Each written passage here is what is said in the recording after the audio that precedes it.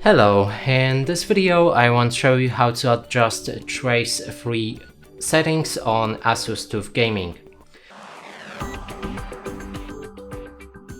So trace-free will improve your image quality on the screen and also reduce the ghosting for the screen as well.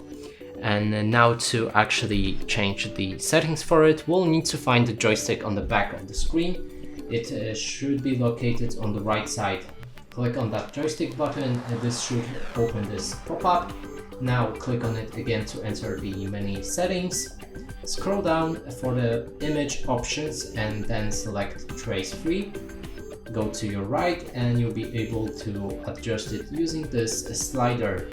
And that's it for this video. Hope you like it. Please consider subscribing to our channel, leave a like and a comment below.